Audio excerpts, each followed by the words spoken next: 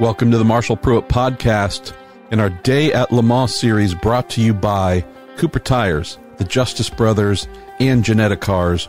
I have three nice, longer form interviews today, this being with Peter Dumbreck, who sat down with our man Graham Goodwin on the 20th anniversary of the very frightful flight into the forest at Le Mans while driving for the Mercedes factory team.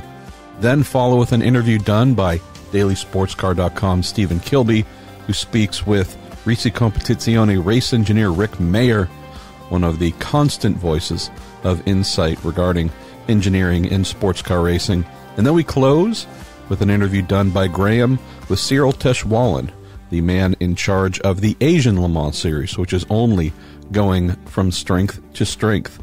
So this is Thursday at Le Mans, final day of on-track activity ahead of the race. Come tomorrow, Friday, it will be the driver's parade and final day of preparation for the teams. Then we get into Saturday's 87th running of the 24 Hours of Le Mans, which we simply cannot wait for. And thanks once again to our friends Graham Goodwin and Stephen Kilbey for bringing us great content every day with our very first attempt at doing our Day at Le Mans series.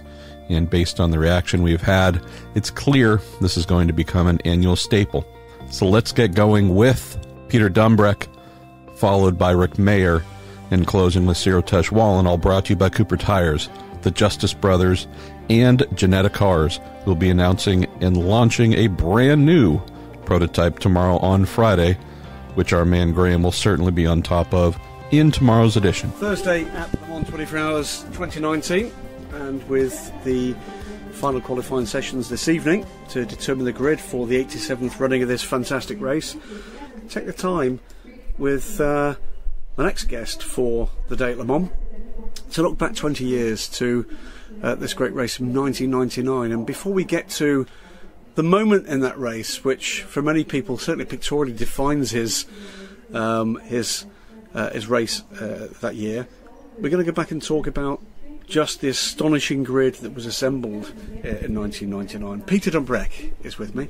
Peter, part of the Mercedes-Benz team that year, but that was an astounding season, an astounding year of factory depth at this race. Yes, absolutely. For me it was, I was coming out of single-seaters, and I was actually still racing single-seaters at the time, Formula Nippon in Japan, and I got the chance to come here with Mercedes, so I really didn't know much about the race itself. Obviously, and subsequently I've learned a lot more. I've been racing here a few more times. I've been working in the commentary booth for a few years as well, so regular visitor here, but at the time it was a real let's go and do this 24-hour race. It sounds pretty cool, and I didn't know that much about it, and it's now when I look back and I see how many manufacturers were involved and the money being spent and how big it was back then, that it really did set a target for world motorsport. It was a pretty much high watermark that year with, was it 7 factory teams in the Taesch? Something like that, yeah.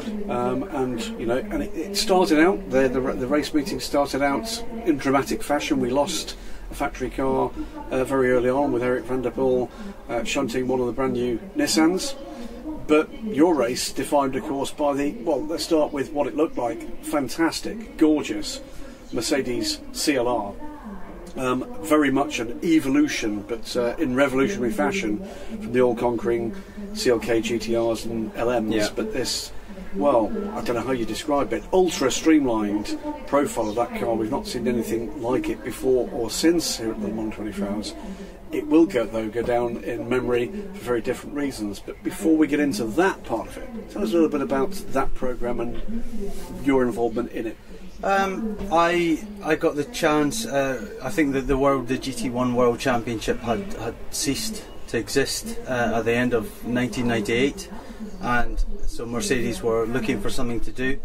There was obviously talks of DTM, coming back to DTM in 2000, but in the meantime they were going to go back to Le Mans for the second year in a new programme.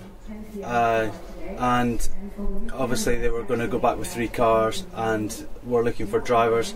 I was doing quite well in Formula 3 at the time. I'd won in Japan in their championship, and I'd won in Macau, and I got the chance to join Mercedes as a factory driver alongside some big names. And you know, as a driver, you can't overlook that. You're always going to give that your attention, regardless of whether your sights are on Formula 1 or whatever. You get the chance to join Mercedes as a factory driver, and yeah, you take notice of it. So for me, it was a new thing, a 24-hour race. I hadn't done a race over say an hour and a half at that stage of my career. So it was really a new experience, and I was kind of bedding myself in. We'd done a lot of testing with the car. We'd been to Fontana in California, using part oval and part infield. So, you know, every lap you're reaching, say, 200 miles an hour anyway, and we had a makeshift chicane to sort of slow us down and speed us back up again through the banking. We'd had no issues with the car. The car ran really well. We did 2 30-hour tests with the car there, and then we went to Magny-Cours for another 30-hour test. That one I couldn't do because I had a Formula Nippon race that weekend. So, but the car had done thousands of miles of testing. I'd never shown any sign that this was going to be an issue. Yeah, it'd been. I think that the biggest thing is the tracks we'd been at were fairly smooth, and we arrived to a circuit where part road, obviously, and back then a lot rougher road than it is now, and we had crests and curbs and camber and all sorts and bumps, and yeah, it was you know, during the race week is the first time it really showed itself that our car. And I remember going out and watching our car as it was going around, being in a session that I wasn't going to drive in, and being out watching and seeing the front of the car porpoising, moving around, and thinking, oh well, that's kind of normal, and I feel that in the car, but I've just got used to it. But why is none of the other cars were doing that? And yeah, I think the theory is that the front of the car, the overhang from the front wheel was longer than possibly it should have been, and that's what gave that effect. And so yeah, through the race week everything seemed fine until Mark Webber had his first incident, which I don't think it got captured very well. No. And to the general public, they didn't even know about it.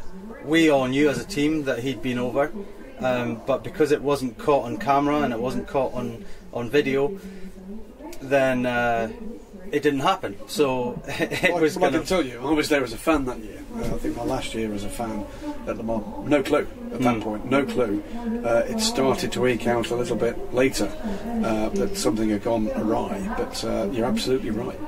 Yeah, so obviously within the team we were a little bit sworn to secrecy, and we knew the car had been over. We knew Mark was shaken up by it, but he was fine. The car was rebuilt. Basically what had happened on the run to Indianapolis, I think it was at the first kink rather than the second kink where I had my crash, the car took off, flipped, landed back on its wheels, went into the wall. Yeah.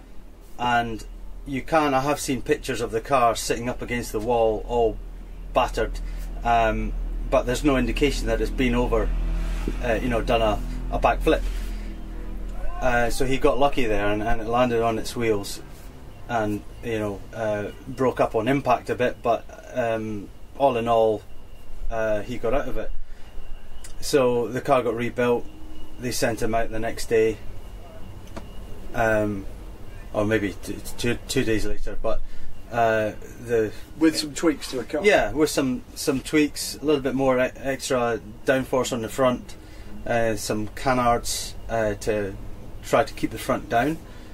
But it turns out that On his very first lap out, he goes over the brow heading towards Mulsanne Corner, and the car goes again. And those pictures are infamous. You can see the car in the air with a Dodge Viper driving, pretty close underneath. And really cool shots, but not if you're in the car. For Mark in the car, not so cool. And it basically landed on its head and slid all the way down the track for, I don't know, maybe best part of half a kilometre or whatever. And that was the final straw for Mark, I think. And I've read Mark's book, so I we didn't really talk too much about it, but I kind of knew what he's feeling by the time it happened to me. And when something like that happens to you, certainly the second time, you're like, well, I'm done with this now. I'm not getting back in that car. So the thought was, right, we need to improve the car more, but we've put a lot of time and effort into this programme, and let's carry on. And as a relatively young driver, I was of the opinion that, well, if the team are saying let's drive, then let's drive. You've almost got to go with that as a young driver looking to develop your career. Exactly. Yeah, you're kind of. I mean, I didn't have an opinion that said, right, we definitely shouldn't drive, because the thing is, when you're coming up as a driver, there's always the attitude that, well, it will never happen to me. And I think that's how, drivers, certainly back in the olden days when, you're getting into a car and your best friend died last week in a previous race. Oh, well, it'll never happen to me. I think that, that attitude, whether it's clever or not, is in you somewhere. We sometimes use a phrase that's meant to make light of it, which is racing drivers sometimes lack a bit of imagination on those kind of fronts. But it's the more professional end of that, isn't it? You trust in yourself, you trust in your machinery, you trust in your team. Yeah. And something went wrong there. Yeah. And again, 99% of the team, it didn't go wrong. It was just somewhere in the design of the car it wasn't right, and it was one of those things. And I suppose you could say Mercedes should have pulled the plug before, but again, that's hindsight. We might have gone on with two cars and we might have won the race, but yeah, it turns out not. And we got 4 or 5 hours into the race, and then boom, and the pace was strong. I remember, it was my first stint as well in the car, and I remember catching the Toyota of Boutsen ahead of me and thinking, right, I'm quicker than him, I'm catching him, but what do? How can I pass him when I'm not allowed to get anywhere near him? Because we had this kind of rule in place within the team that you can't slipstream. But what is slipstreaming? And there's no hard and fast rule there. Yeah, hard and fast rule. No markers saying, right, you are now at slipstream point, back off. So I remember coming down into Mulsanne Corner, and I remember thinking, well, I've taken a lot off him on the brakes and I'm right up behind him now. But of course the concertina effect, Toyota got on the power, he drove away from me out of the corner, and I remember driving out thinking, wow, I think that's far enough. Yeah, that's a big enough gap. That's not slipstream now, is it? And then before I know it, I could see the sky. I mean, I know we've spoken briefly about this. You don't remember a lot about the incident at all. Is that as much as you remember? Is it just that moment and then it's a blank? Yeah.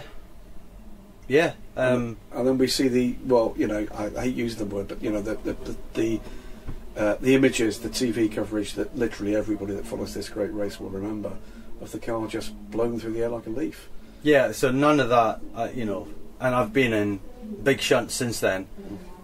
I've had my fair share, and I remember every other shunt, but that one, no, it was just too hard on my body, on my head, to take. And Carlo landed mercifully, right way up. Yeah, and backwards. And backwards. Let's just confirm a couple of bits and pieces. The legend has it that actually the trees have been cut down there pretty recently. Tree stump through the back behind you? Again, there are pictures around. No, tree stump under the car on the right side. It's a left-hand drive car, Right. but you can see where the car ended up resting. It's slightly tilted towards the left because it's resting on a tree stump. You know, it could have been that you hit one of them hard on under the driver and it's going to break my back, or you know. And the other little snippet that comes forward time and time again is that when you first woke up, there was a gendarme there trying to take a breath test from because it's a public road. That wasn't there. That was later. My first memories were being in a stretcher, not in a aluminium stiff stretcher, but in a stretcher. With wooden handles and material, and being locked in with my arms down my sides. And I remember very strongly thinking, I've been in a crash. I'm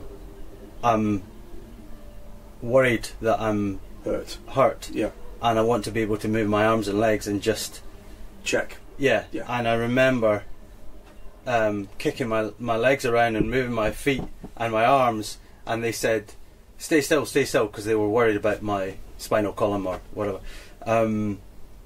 And I said, but I need to check I'm okay. And he said, okay, you can move your arms, but don't move your legs. Stay still. Keep your body still. And I remember just waving my arms around and like, trying to get, okay. and get my head straight. No pain? Exactly, no pain. Bruises, but at that stage, no pain at all.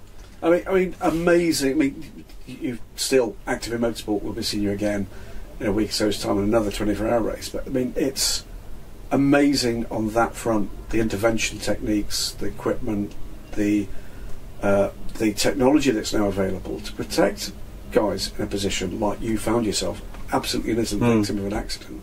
That area picture has moved on in 20 years immeasurably. Yeah, many things have moved on. Circuit safety, the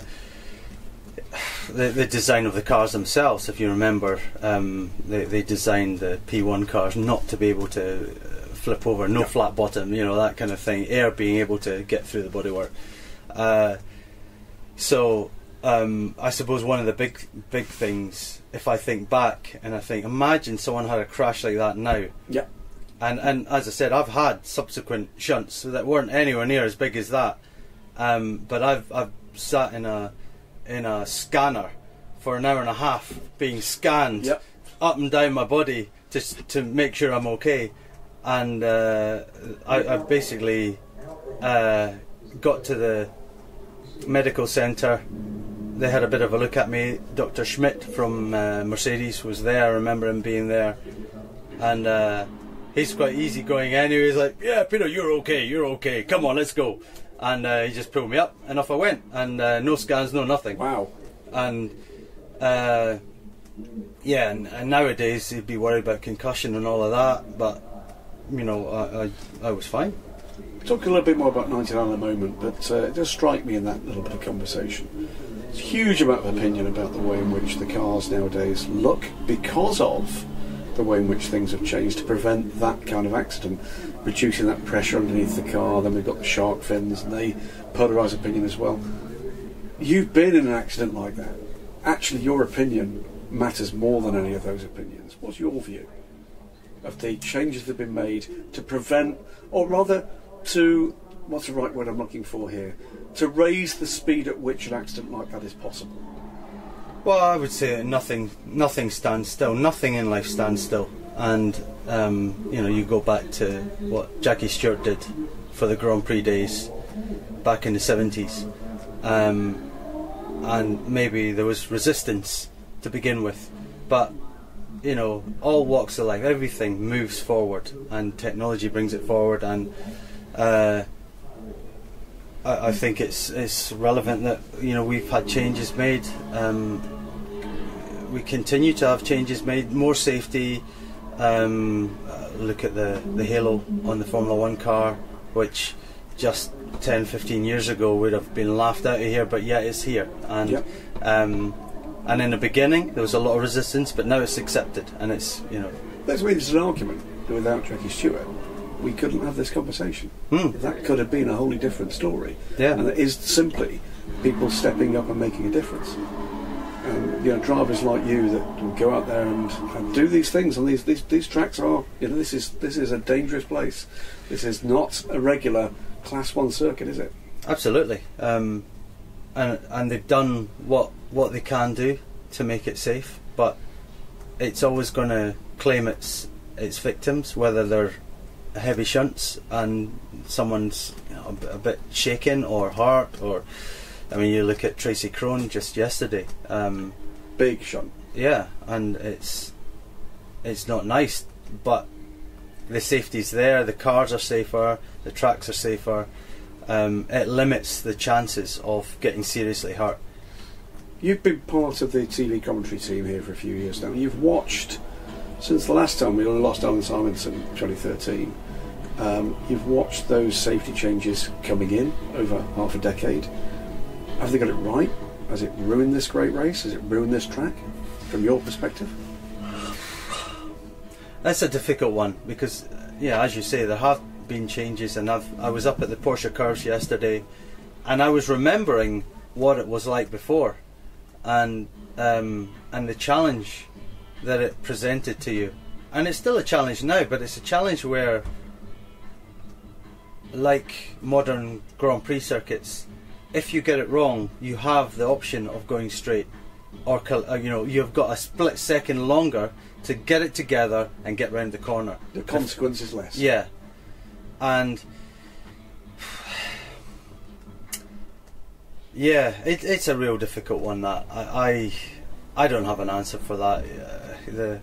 But I suppose my answer is that as each generation comes through, they don't know any different, and that's what it is. And you're always going to get the people that look back with these rose-tinted glasses saying, well, it was much better back in my day and this and that. But, you know, it doesn't matter back in the day. Things are moving forward, and you can't stop that progression. I guess it's a relevant question to ask. If, let's say for the sake of arguing, that wasn't a 1999 prototype, it was a 2019 prototype, and that happened this year. Seems to me, in the world we now live in, 20 years on, the consequences to Mercedes-Benz would be far greater. Yes, I suppose part of that is that we have news at the touch of a button. Back then, there was no YouTube around, there was no social media. The fact that we were here at the circuit, we didn't know. We didn't know. Exactly. And now there's cameras everywhere. You can see everything. There's onboards everywhere. There's, you know, everybody's got a camera in their pocket. Yeah. So, it would be very different, and I'm sure Mercedes would bear the brunt of that. Probably their share price would bear the brunt of it off the back of that. You know, it's one of those things. But yeah, I would hate to think of it happening again, but I suppose the realistic side of me says, you know what, it could happen. If a P1 car met the back of a slow-moving or GT car, and even someone that's limping back to the pits, and happened to connect it in the right way that the car would take off, then everything is possible. And these are the risks you take as a racing driver. Is this race, the record grid this weekend, still a challenge? Still as big a challenge as it has been? I think the challenge lies in different areas now. As we know, there's no big manufacturer input into the highest, fastest class at P1. So it's not as competitive as it used to be, but there is still a lot of competition down the grid, and certainly GT for me over the last few years has been the sort of crowning glory. And that's the ironic thing, is that, you know, any driver on the grid wants to win outright, but there's only 8 cars that could, well, actually realistically maybe not, because if you get a P2 car that's running really well, now you've got another 2, 3, 4 of them that I saw a couple of years ago. Yeah, that could potentially win the race as well. So things have just changed, and but yeah, I'm really interested in the GT battle because I suppose because those cars are closer to a road-going car, they look like road-going cars, all of that, and perhaps the fans have a bit more, recognition of it. Recognition of these kind of cars, and then you look at the driver lineups, and it's like saying Formula One drivers are the best in the world. Well, they're not. They're not the best drivers in the world. You Some have of them are. You've got some of them, yeah. But put Lewis in a GTE Porsche. He's not going to go and blow Laurent Vantour away by 3 seconds a lap. If anything, Laurent's going to blow him away by a bit of time until Lewis would get up to speed. So, they are the best at what they do, and it's just a different aspect of motorsport. And sometimes I all through my career, it's kind of frustrated me that you get the Formula One driving because it's so renowned that they are the best driver in the world, when there's a lot of good drivers out there. There's a lot of disciplines where there's some great drivers, and there's guys getting paid a lot of money to drive other things by manufacturers, and they wouldn't be getting paid that money if they weren't good. Well, we've got that 17 car field here. It's going to be epic. Both you and I and everybody else is looking forward to the GTA Pro side of things. But a few years since you've been a part of that scene, here's the question: if the call came, I would never say never to anything. I'd think hard. I think realistically, if that call came, it would be in an ARM car, it wouldn't be in a Pro car. A different aspect to the race. I mean, arguably, if you're a pro, if you're the top pro in an ARM car, you end up doing more laps than the pros in the Pro car, because the ARM driver will do the minimum, and then you'll have a silver driver and a gold or a platinum, and so you actually have to work harder, but maybe you don't have the pressure where you have to be absolutely on it every lap. It's a different aspect, but I would certainly give it my attention, and I suppose I'm getting lazy, and I'm not looking for that drive. I think if I set my target saying, right, I want to drive in the 2020 Le Mans 24 Hours, whatever car I can drive, I want to drive in it, then I would be relatively sure I could get myself a drive. Why not? I'm one of the fittest 45-year-old drivers out there, and I'm still active. I'm still as quick, and that's a whole new thought process as you get older and you start moving into your 40s, and bearing in mind we have some very fast and active drivers out there: Darren Turner, Ollie Gavin, Westbrook, Prio, and others in their late 30s. Fisichella, exactly. Yep. But there's an example. They have moved to the AM class. Yep. So you start to look at things slightly differently. And what I've realised is, I don't think I've lost any speed. I've maybe lost the drive to want to do it. Whereas when you're 20-something, you want everything. You want to drive every weekend. You want to be flat out.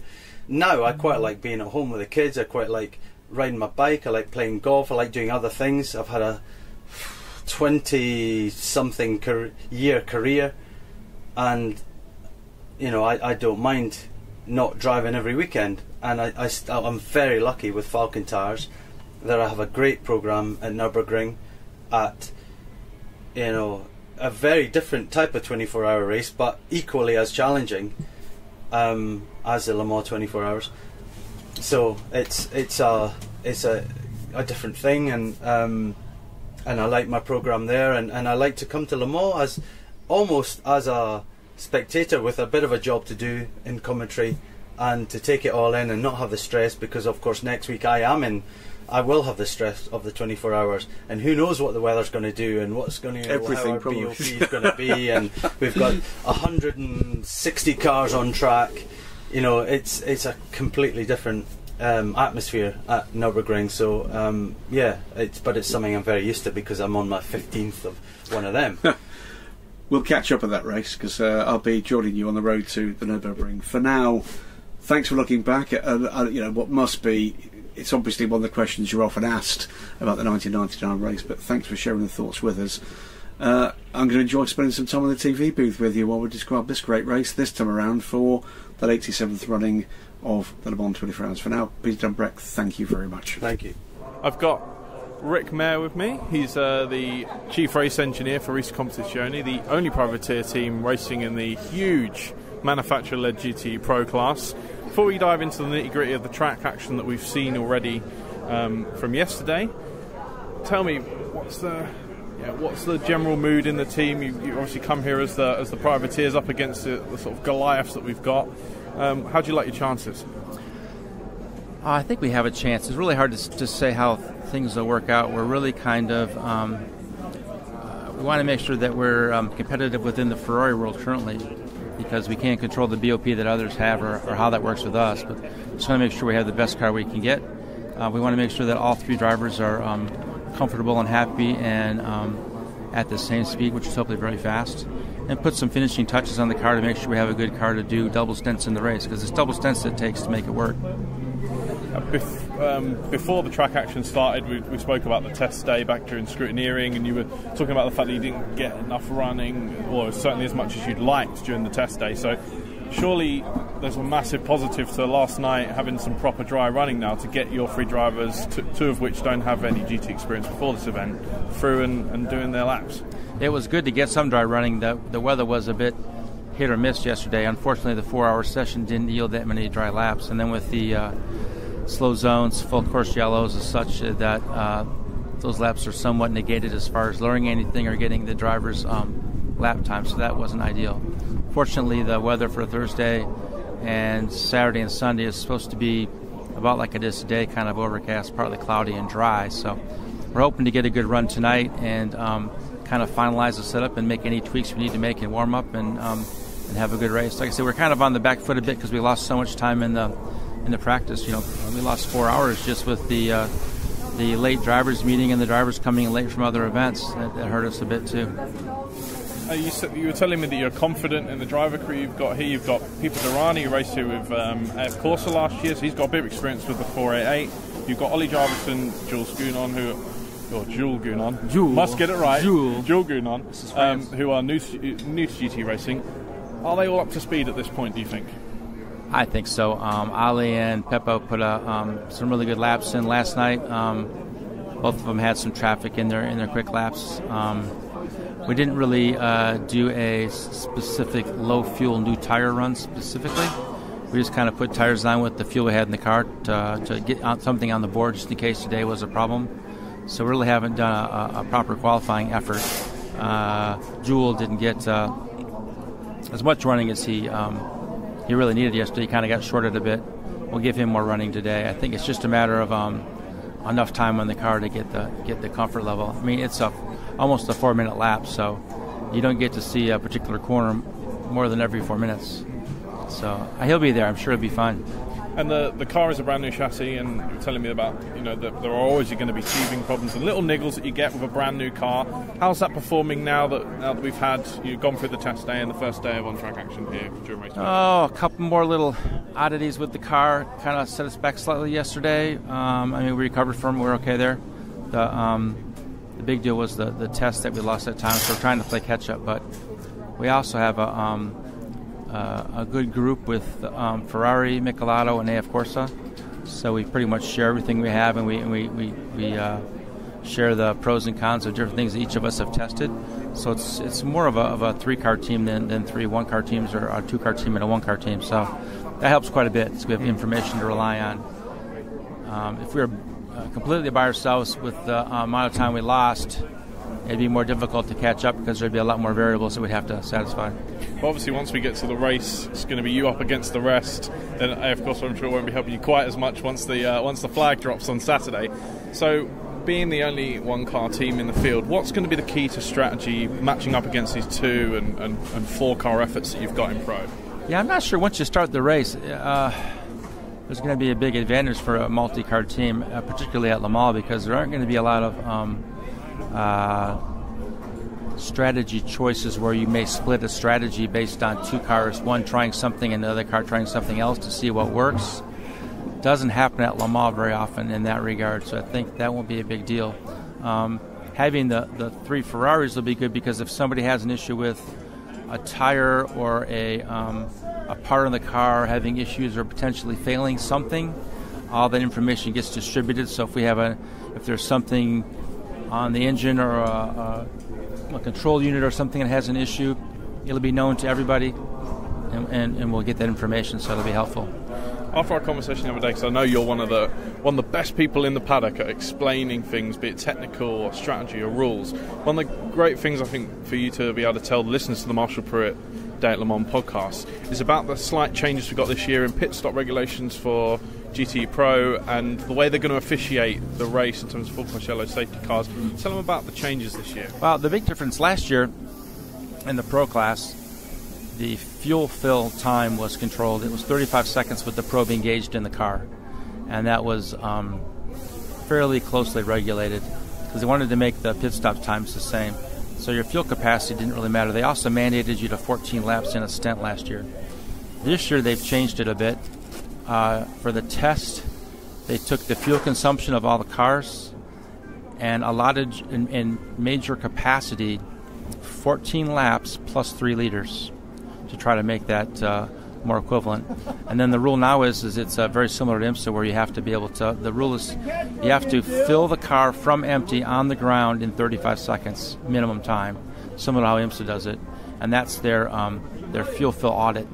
And then however many laps you can do is however many laps you can do. But they pretty much, by getting the fuel consumption of the cars and by adding the 3-liter margin, it's a little over 6 liters a lap. There really isn't a lot of margin there to do anything more than 14 laps. But they've opened it up so that if you actually save fuel, or if there's slow zones in your stint or whatever that causes you to lose less fuel in the period, and you happen to come in where you have 5 liters left in the catch tank and you can't do another lap, you're going to take fuel less than the 35 seconds, and it's a shorter stop for you. There's also 4 guys, 2 guns this year, as opposed to 2 guys and 1 gun in the box. That significantly decreases the time it takes to change the tires. So changing the tires and dropping the car and fueling on the ground will give you a little bit of an advantage as opposed to being on the air jacks.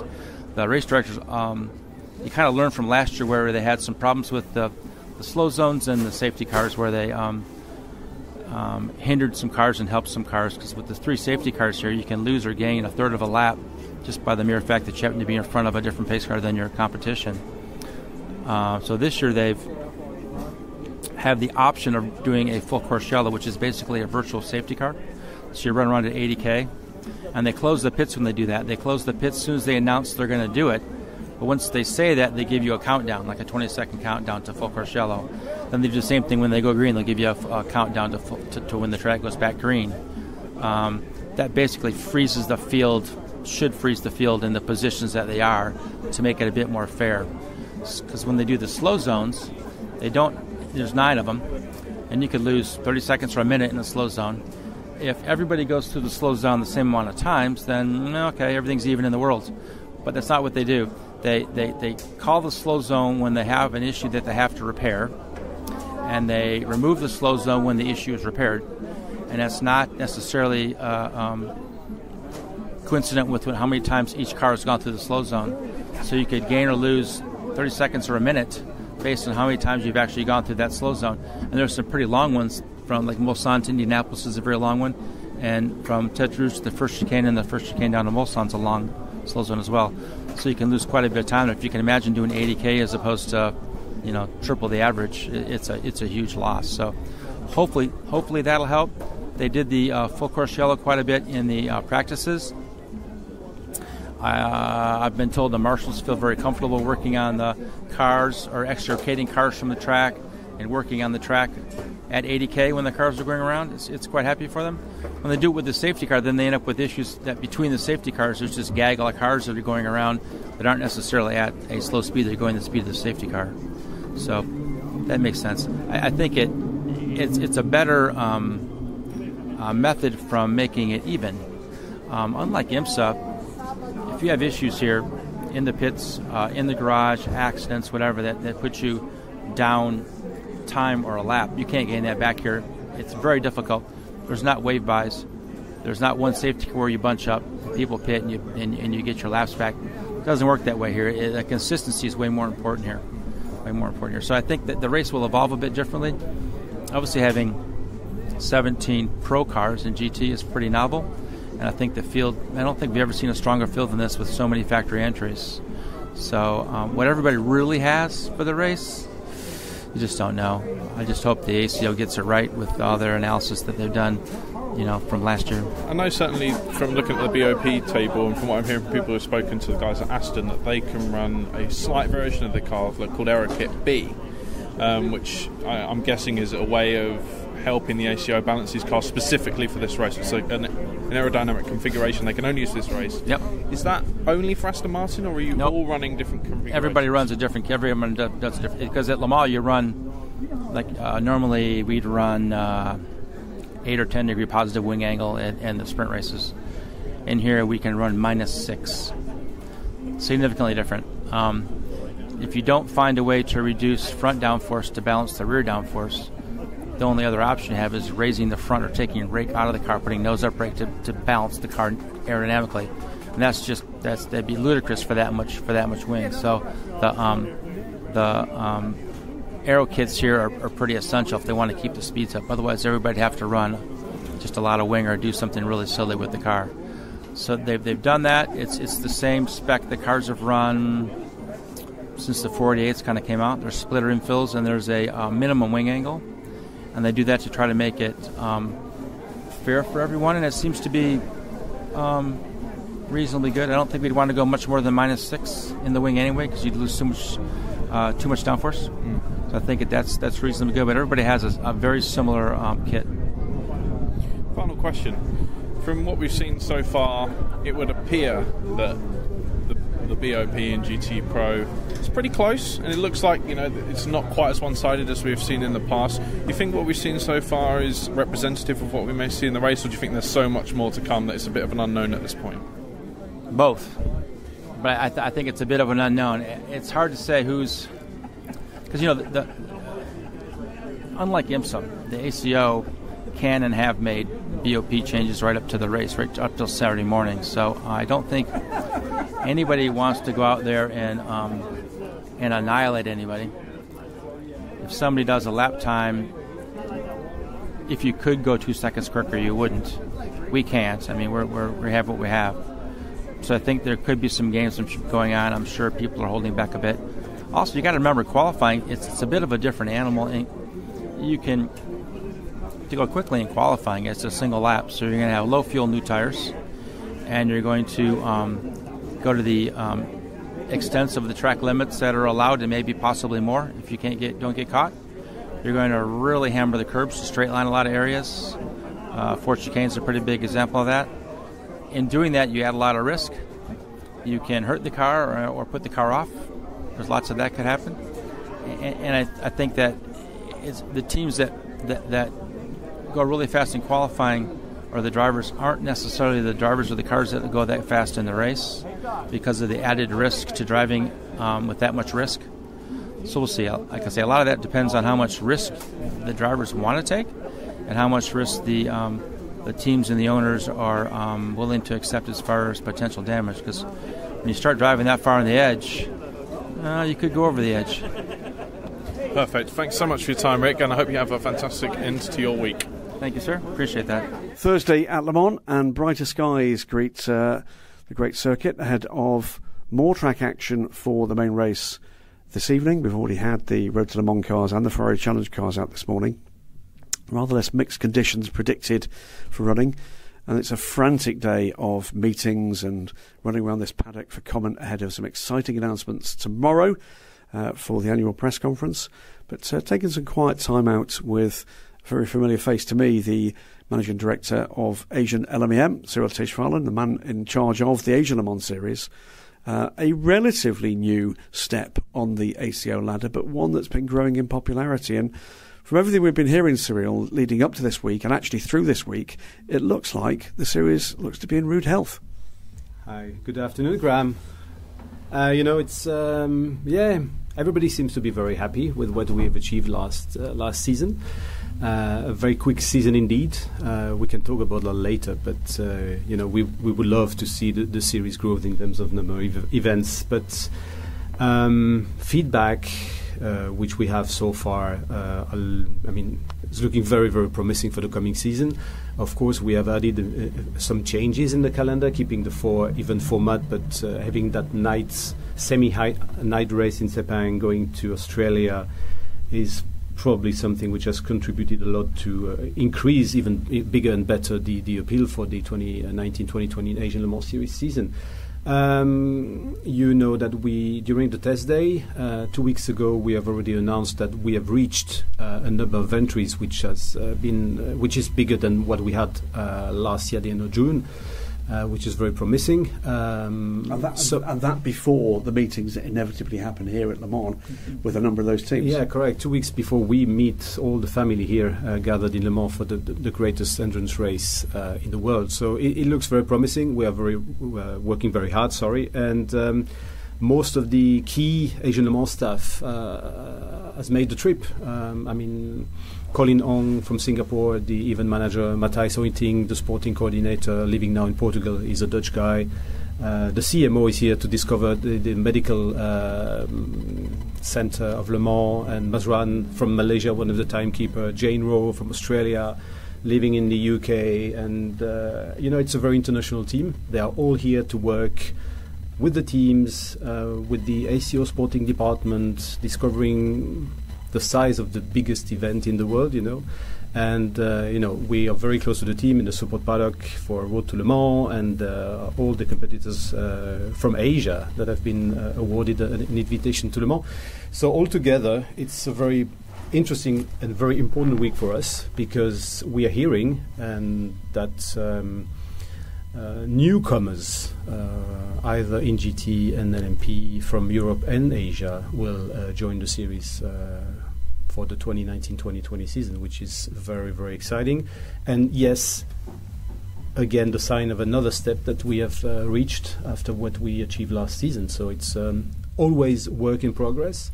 But yeah, we're getting there, and we are for years we are saying that we are aiming at making sure that Asian Le Mans becomes the reference endurance racing series in Asia. We are keeping a very low profile, but step by step, we're getting there. So it's very, very promising. You mentioned a few of the changes, in particular for the calendar. We're not going to Japan this coming season. We'll come back to that in a moment. Back to Shanghai to start the season at the end of this year. Then it kicks off into where it gets to be really different, with a brand new race around that fantastic circuit in South Australia at the Bend, and then back-to-back race weekends at Sepang and Buriram to finish the season. 4 races again this time around, but we know there's been talk about in the future maybe seeing how when we get to a sustainable grid level, maybe bringing that to 5. Does Japan have a future with the Asian Le Mans Series, and what's in your mind does sustainability look like before you take that big step to a 5th race? Of course, we would love to go back to Japan. It's important to go back to Japan. You have 2 aspects. We must make decisions with the teams. We are in constant contact with them. Some of them are very keen on making the move from 4 to 5 events starting from the 2020-2021 season onwards. But this is something we must make sure that it's affordable and viable from an economic standpoint, and that is something which can fit in the tiny window we have for the Asian Le Mans calendar, which is namely starting at the end of November and finishing at the end of February.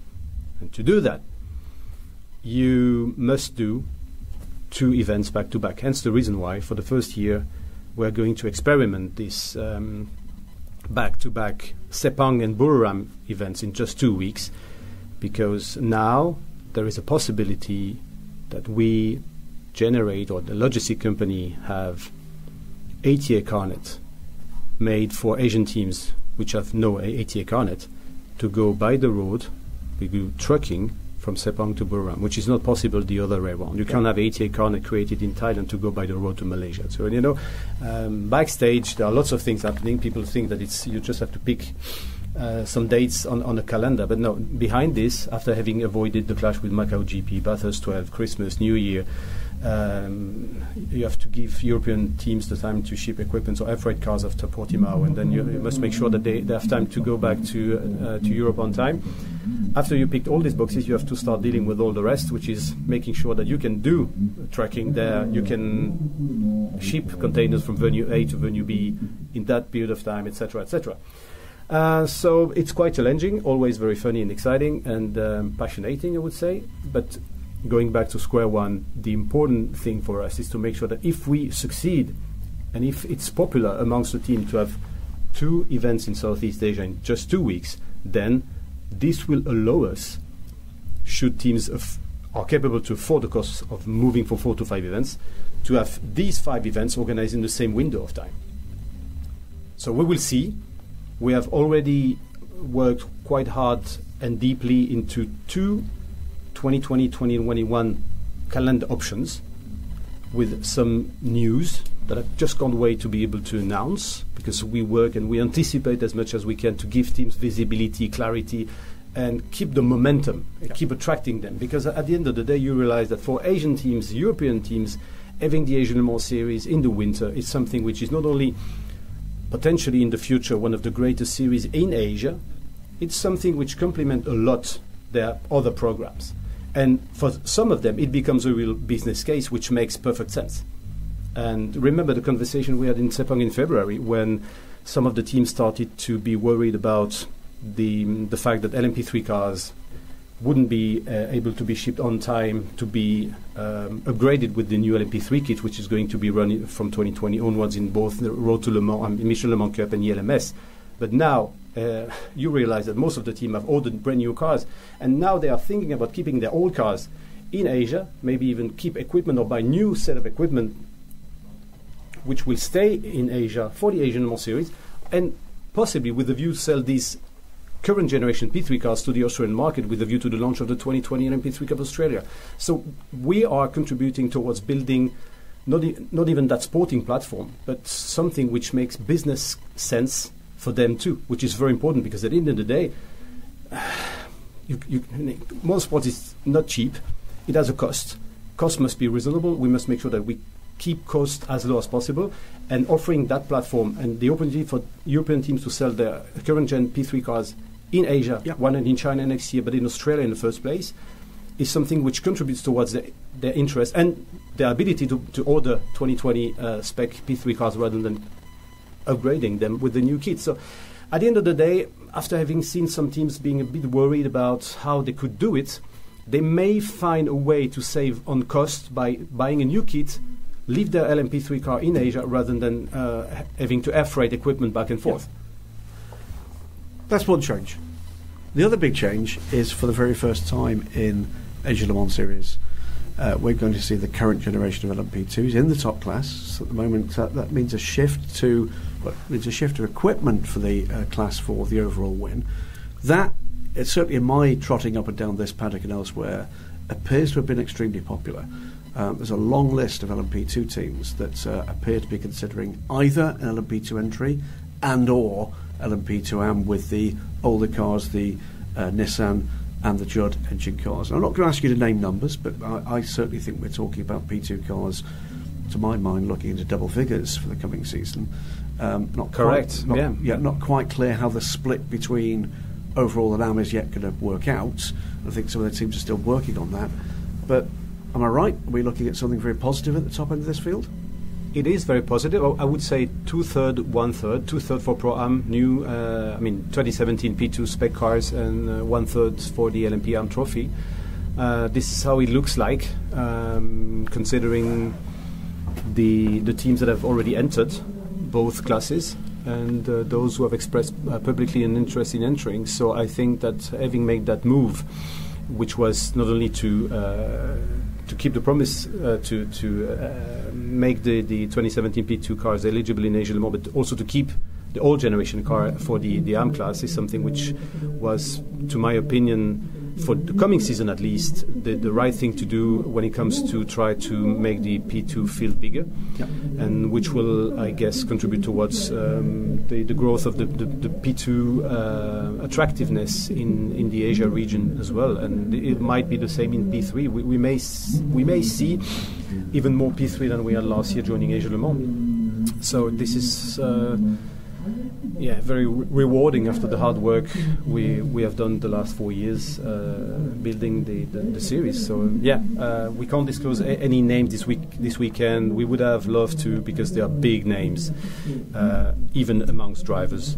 But we have to align with their communication plan. Everyone is very, very, very, very busy with the Le Mans 24, and this will be disclosed and announced step by step after Le Mans, and you will see big names. Yesterday I was looking at the Le Mans 24 entry list, and we picked some names like Thomas Laurent, Gustavo Meneses, Anders Fjordberg, Paul Di Resta, Pizzitola, Opintung, Stefan Riquelme, Gabriel Aubry, James Calado, Pierre Guidi, Phil Hansen, Takeshi Kimura, Earl Bamber, Keiko Zolino, Com Ledoga, Louis Pretz, Philippe Pretz, Sally Yoluk.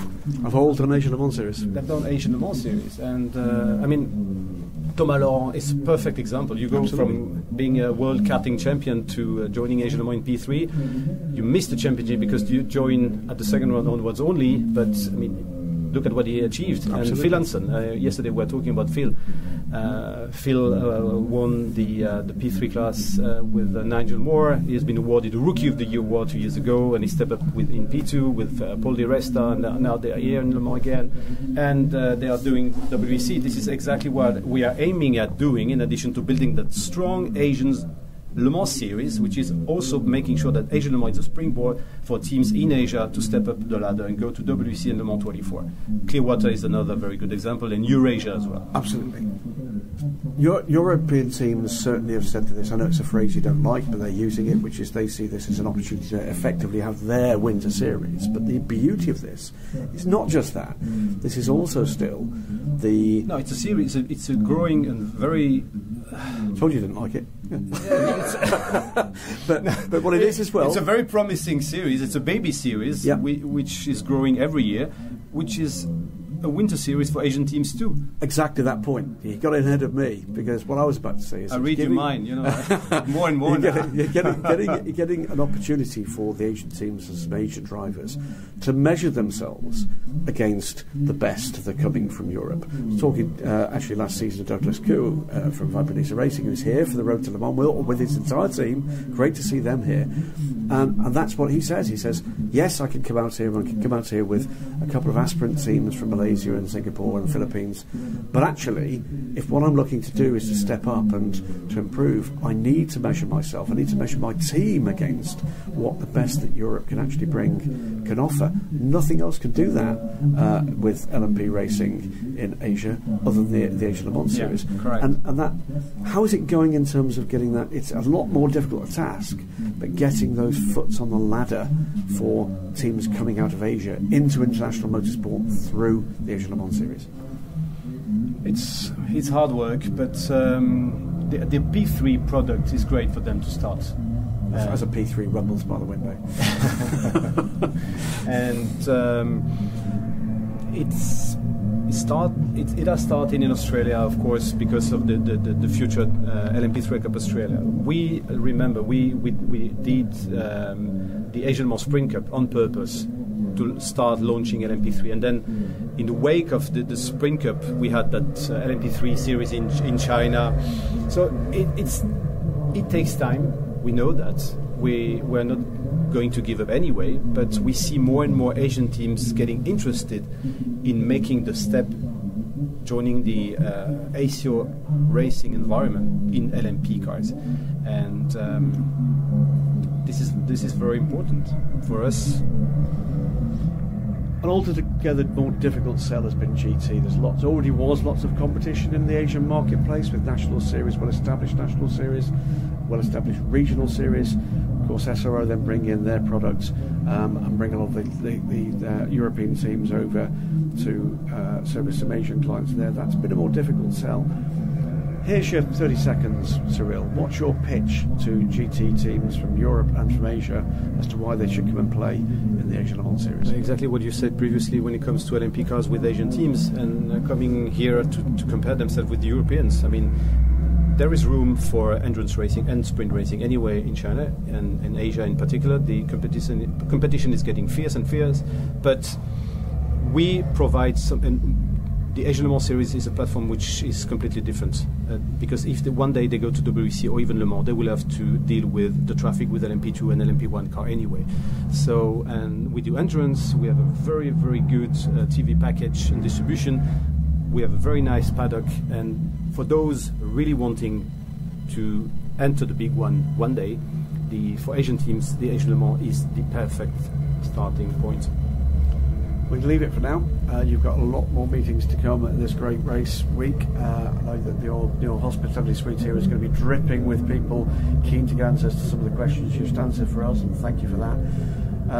I sense a big change and a positive change for the Asian Le Mans Series coming. It's come through some very hard work from that team. It's great to see your team. It seems that people like the Asian Le Mans Series. Not only the teams, and word of mouth in the paddock is amazing about the way it's organized and the ambiance in the paddock, which is something which we must keep, because this is one of the key things to attract those wealthy businessmen, which are the gentleman drivers, actually paying for the bills, and they are very much important a part of the success of this Continental Series.